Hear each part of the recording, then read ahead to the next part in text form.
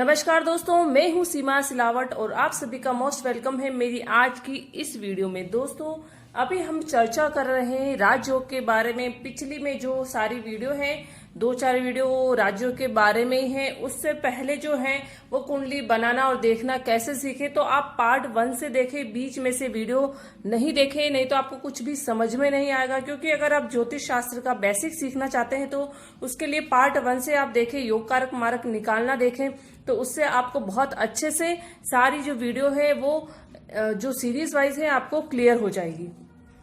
और आज की इस वीडियो में हम बात करेंगे सूर्य बुध आदित्य राजयोग के बारे में। जी हाँ, ये भी एक तरह का राजयोग है। और राजयोग का मतलब क्या होता है, राजयोग से लाभ क्या होता है।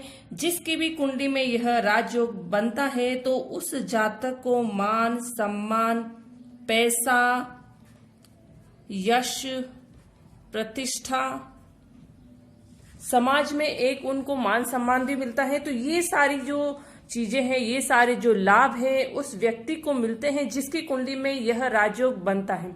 या कोई भी राजयोग जिसकी भी कुंडली में बनता है, तो कोई भी राजयोग हो उसमें ये सारी जो चीजें हैं, ये सारे जो लाभ है उस जातक को जरूर मिलते हैं। और यह राजयोग तब ज्यादा एक्टिवेट होता है जब जिस ग्रह का राजयोग बन रहा है और वह ग्रह एक्टिवेट हो जाता है, उसकी दशा अंतरदशा चल जाती है। तो जब दशा अंतरदशा चलती है तो उस राजयोग का लाभ बहुत ज्यादा मिलता है, या 100% उस राजयोग का लाभ मिलता है। तो आज इस वीडियो में हम बात करेंगे सूर्य बुध आदित्य राजयोग के बारे में। दोस्तों, ये जो राजयोग है सूर्य बुध आदित्य राजयोग, ये राजयोग 99% कुंडली में बनता ही है। और इसके पीछे क्या रीजन है, क्या कारण है, क्योंकि जो सूर्य देव और बुध देव है, इनकी जो स्थिति है वो ऐसी होती है कि ये किसी भी कुंडली में या तो साथ साथ होते हैं, युति बना के रहते हैं, या फिर एक ग्रह आगे या एक ग्रह पीछे रहते हैं, या तो सूर्य देव या बुध देव। लेकिन ये हमेशा पैरेलल चलते हैं, हमेशा साथ साथ चलते हैं। तो इसलिए ये सभी कुंडलियों में 99% कुंडलियों में बनता है।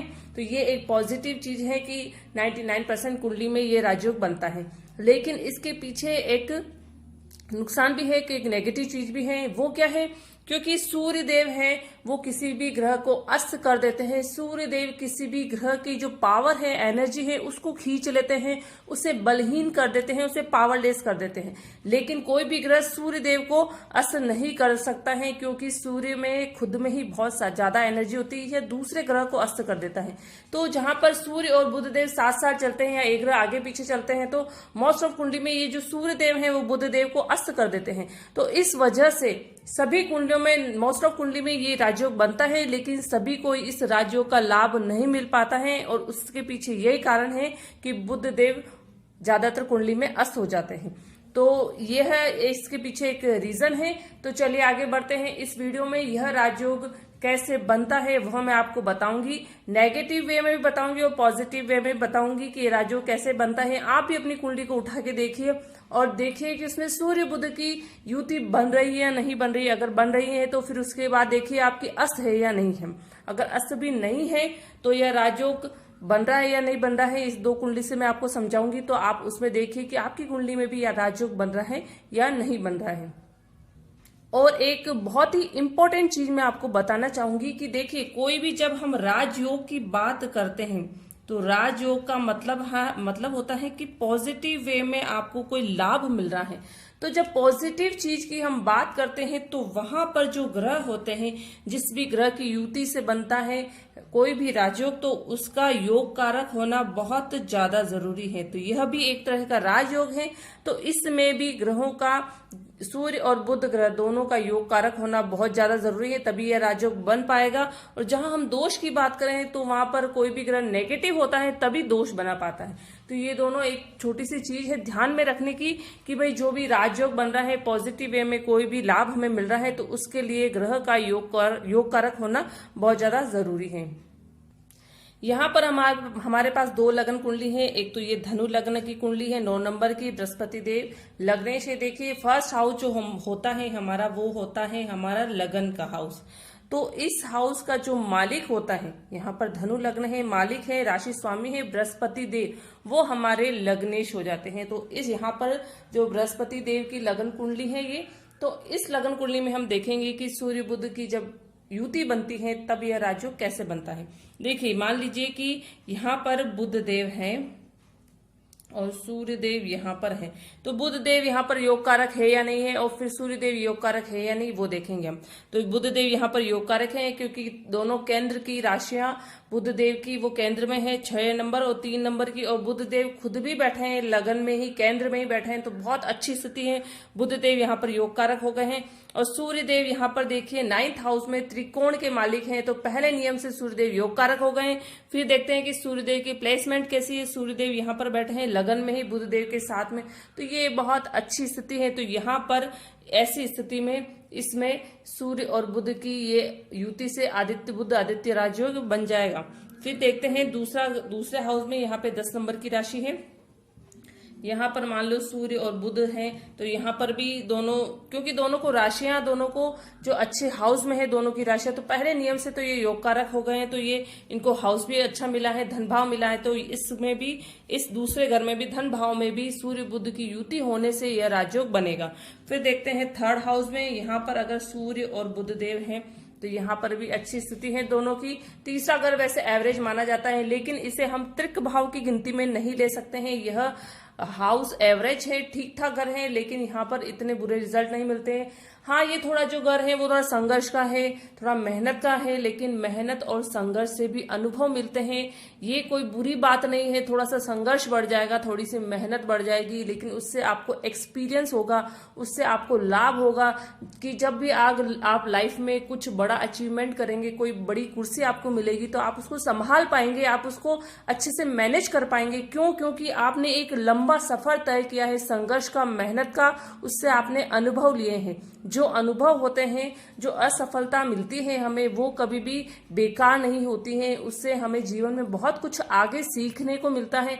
उस समय थोड़ा सा निराश होना पड़ता है, लेकिन आगे जाके ये ही अनुभव हमें हमारे बहुत काम आते हैं।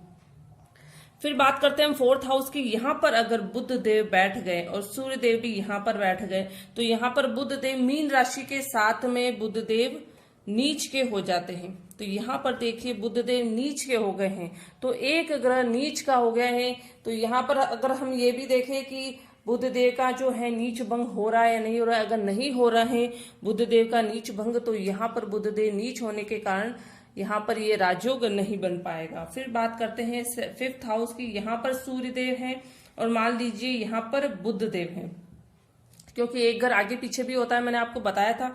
तो यहाँ पर सूर्य देव और बुध देव हैं, तो यहाँ पर यह राजयोग नहीं बन पाएगा, क्योंकि यहाँ पर भी त्रिक भाव में बुध देव के आने के कारण बुध देव मारक हो गए हैं, एक ग्रह मारक हो गया है। यहाँ पर सूर्य देव की अच्छी स्थिति है, सूर्य देव उच्च के हो गए, लेकिन यह राजयोग यहाँ पर नहीं बन पाएगा।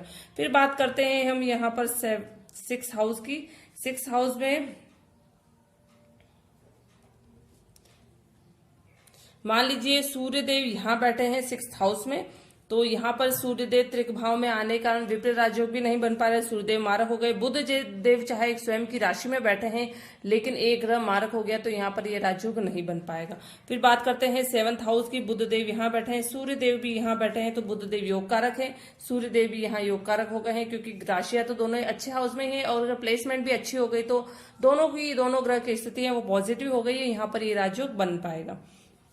फिर बात करते हैं हम 8th हाउस की। 8th हाउस में अगर सूर्य देव हैं और बुध देव हैं, तो दोनों ही, क्योंकि दोनों की राशियां हैं वो 6, 8, 12 में नहीं है, तो यहाँ पर ये राजयोग नहीं बनाएगा, विपरीत राजयोग। क्योंकि विपरीत राजयोग में 6, 8, 12 में जब भी कोई ग्रह बैठ जाता है, तो उसे पॉजिटिव या योग कारक करने का एक ही तरीका है कि उनकी जो राशियां हैं वो भी इसी 6, 8, 12 में बैठ जाए और लग्नेश भी स्ट्रांग हो। लेकिन यहाँ पर ऐसा नहीं है, 6, 8, 12 में इनकी राशियां नहीं है, तो सूर्य देव बुध देव दोनों मारक हैं, तो यहाँ पर 8वें घर में त्रिक भाव में यह राजयोग नहीं बन पाएगा। फिर बात करते हैं हम 9th हाउस की। 9th हाउस में सूर्य देव यहाँ बैठे हैं और बुध देव मान लीजिए के साथ में ही बैठे हैं, तो यहाँ पर बहुत अच्छी स्थिति है। सूर्यदेव से तो स्वयं की राशि में बैठे हैं और त्रिकोण में बैठे हैं, तो बहुत ही अच्छी स्थिति है। और यहाँ पर ये दोनों की केंद्र के घर मिले हैं बुधदेव को, बुधदेव भी सूर्यदेव के साथ में त्रिकोण में बैठे हैं, तो ये भी बहुत अच्छी स्थिति है। तो इस हाउस में भी यह राजयोग बनेगा।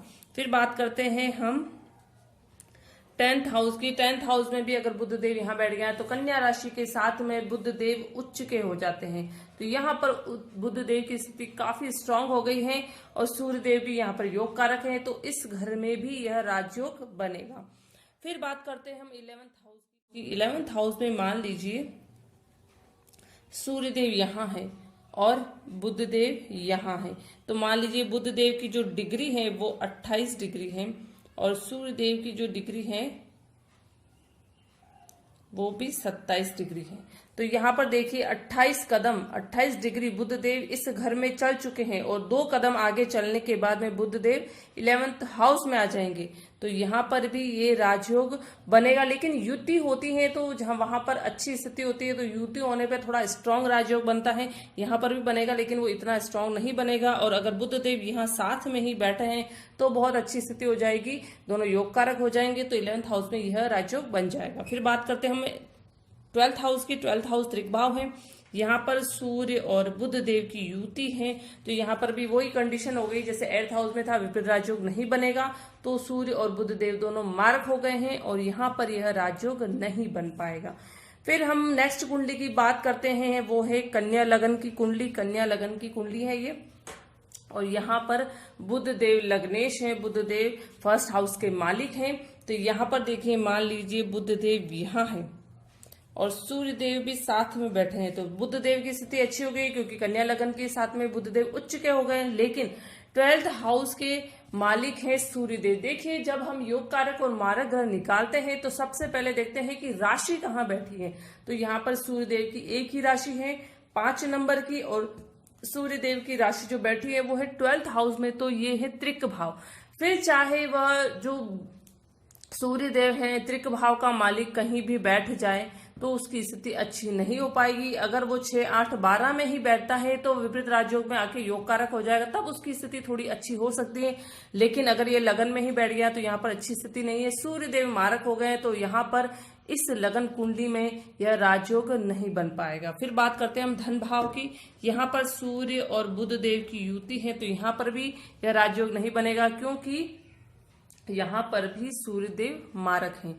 फिर बात करते हैं हम 3rd हाउस की। यहाँ पर और सूर्य और बुध देव की युति है, तो यहाँ पर भी बुध देव तो योग कारक हो गए हैं लेकिन सूर्य देव मारक ही रहेंगे, तो यहाँ पर भी इस राजयोग का कोई लाभ नहीं मिलेगा। फिर बात करते हैं हम 4th हाउस की। 4th हाउस में भी देखिए बुध देव योग कारक हो जाएंगे लेकिन सूर्य देव की वही कंडीशन है, सूर्य देव मारक है, तो यह राजयोग नहीं बन पाएगा। फिर बात करते हैं हम 5th हाउस की। 5th हाउस में सूर्य और बुध देव की युति है, तो यहाँ पर भी वही कंडीशन है कि सूर्य देव मारक है और बुध देव योग कारक है, तो यह राजयोग नहीं बन पाएगा। फिर बात करते हैं हम 6th हाउस की। तो यहाँ पर देखिए यहाँ पर विपरीत राजयोग भी नहीं बनेगा क्योंकि यहाँ पर लग्नेश हमारे बुध देव है। बुध देव अगर स्वयं यहाँ बैठ गए तो लग्नेश की स्थिति अच्छी नहीं है, और फिर विपरीत राजयोग भी नहीं बनेगा क्योंकि इसके लिए लग्नेश का स्ट्रांग होना बहुत ज्यादा जरूरी है। तो सूर्य देव बुध देव दोनों ही मारक हो गए हैं, तो इस कंडीशन में भी यह राजयोग नहीं बन पाएगा।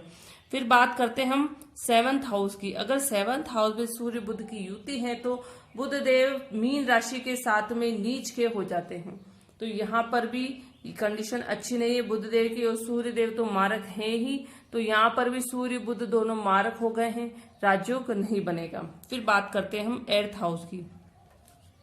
अगर 8th हाउस में सूर्य बुध देव की युति है तो बुध देव तो स्वयं लग्नेश है, तो यहाँ पर ये बुध देव मारक हो गए और सूर्य देव की विपरीत राजयोग नहीं बनेगा। क्यों? क्योंकि लग्नेश खुद मारक है, लग्नेश खुद बलहीन है, नेगेटिव है, तो यहाँ पर राजयोग नहीं बनेगा सूर्य देव का।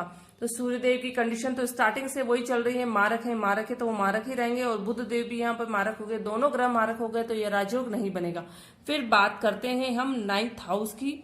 9th हाउस में सूर्य और बुध देव की अगर युति है तो यहाँ पर बुध देव तो योग कारक हो जाएंगे क्योंकि उनको त्रिकोण मिला है, तो बुध देव योग कारक है, लेकिन सूर्य देव वही कंडीशन है, मारक है, तो राजयोग नहीं बनेगा। फिर बात करते हैं हम 10th हाउस की। इसमें भी बुध देव तो स्ट्रांग हो गए हैं क्योंकि बुध देव को स्वयं की राशि मिली है, स्वयं की राशि के साथ बैठे हैं, बहुत अच्छी स्थिति है। लेकिन सूर्य देव की कंडीशन वही है, सूर्य देव यहाँ पर मारक है, तो यह राजयोग नहीं बनेगा। फिर बात करते हैं हम 11th हाउस की। 11th हाउस में सूर्य और बुध देव की युति है, तो बुध देव को तो लाभ भाव मिला है यहाँ पर, तो अच्छी स्थिति है, लेकिन यहाँ पर सूर्य देव की वही स्थिति है, मारक है, तो इतनी अच्छी स्थिति नहीं है। तो यहाँ पर यह सूर्य बुध आदित्य राजयोग नहीं बनेगा। फिर बात करते हैं हम 12th हाउस की। तो 12th हाउस में भी वही कंडीशन हो गई, बुध देव लग्नेश है, बुध देव की स्थिति अच्छी नहीं है। तो यहाँ पर सूर्य देव चाहे 6, 8, 12 में स्वयं की राशि के साथ बैठे हैं, लेकिन यहाँ पर सूर्य देव का विपरीत राजयोग नहीं बनेगा। सूर्य देव भी मारक हैं और बुध देव भी मारक हैं, तो यह राजयोग इसमें 12th हाउस में भी नहीं बनेगा। तो दोस्तों ऐसे आप देख सकते हैं कि आपकी कुंडली में सूर्य देव बुध देव की युति है या नहीं है, और वह राजयोग बना रहा है या नहीं बना रहा है। यहाँ पर मैंने ये कंडीशन नहीं बताई है क्योंकि बुध देव 12th राशि के साथ, मीन राशि के साथ नीच का हो जाता है, तो आपको वो भी देखना पड़ेगा कि नीच भंग हो रहा है या नहीं हो रहा है, क्योंकि अगर नीच भंग हो जाता है तो वह योग कारक हो जाएगा। ये स्थिति आपको खुद को देखनी होगी। और फिर यहाँ पर मैंने डिग्री नहीं बताई है, तो आपको देखना होगा कि सूर्य देव जो है वो बुध देव को अस्त कर रहे हैं या नहीं है, क्योंकि दोनों की युति है। तो हो सकता है, मोस्ट ऑफ कुंडली में होता ही है कि बुध देव को सूर्य देव अस्त कर देते हैं, तो यह आपको देखना है कि वो अस्त हो रहा है नहीं हो रहा है। फिर अगर नीच का हो रहा है तो वो कंडीशन भी देखनी है आपको। फिर नीच राशि के साथ में बैठे हैं अगर दोनों में से कोई भी ग्रह, तो ये कंडीशन भी आपको ही देखनी है। फिर उसके बाद आपको देखना है कि दोनों में से कोई भी ग्रह, चाहे सूर्यदेव या बुध देव, दोनों में से कोई भी ग्रह 0 डिग्री तो नहीं है। ये भी आपको देखना होगा। अगर वो 0 डिग्री भी है तो यह भी आपको ध्यान रखना होगा कि 0 डिग्री है तब भी यह राजयोग नहीं बनेगा। तो ये 2-4 कंडीशन है कि अस्त नहीं होना चाहिए, नीच नहीं होना चाहिए, नीच राशि के साथ नहीं बैठा होना चाहिए, या 0 डिग्री नहीं होना चाहिए। ये 2-4 स्थिति, अगर ये कंडीशन है आपकी कुंडली में सूर्य देव के, बुध देव के साथ में या सूर्य देव के साथ में भी, तो आपको इसके लिए उपाय करने होंगे। आप उपाय कीजिए, बीज मंत्र कीजिए, आप रुद्राक्ष धारण कीजिए, या फिर और अगर आप रत्न धारण कर सकते हैं दोनों में से किसी भी ग्रह का, तो आप वो रत्न धारण कीजिए। तो ये 2-3 उपाय हैं जिससे कि आप इन ग्रहों को एक्टिवेट कर सकते हैं, और उन्हें एक्टिवेट करके यह राजयोग आप खुद अपनी कुंडली में खुद बना सकते हैं और इस राजयोग का पूरा लाभ ले सकते हैं। तो आप अपनी कुंडली में देख सकते हैं ये कंडीशन आपकी कुंडली में बन रही है या नहीं बन रही है। तो दोस्तों आज की ये वीडियो आपको कैसी लगी है, प्लीज मुझे कमेंट बॉक्स में कमेंट जरूर करें। आप खुद अपनी कुंडली में देख सकते हैं कि आपकी कुंडली में राजयोग नहीं बन रहा है या बन रहा है। और अगर आपको कोई भी कंफ्यूजन है इन वीडियोस को लेके, तो आप मुझे कमेंट बॉक्स में कमेंट करके जरूर पूछ सकते हैं। और मेरी वीडियो को आप ज़्यादा से ज़्यादा लाइक कीजिए, शेयर कीजिए, और अगर अभी तक आपने मेरे चैनल को सब्सक्राइब नहीं किया है तो प्लीज़ मेरे चैनल को सब्सक्राइब जरूर कीजिए। Okay, thank you.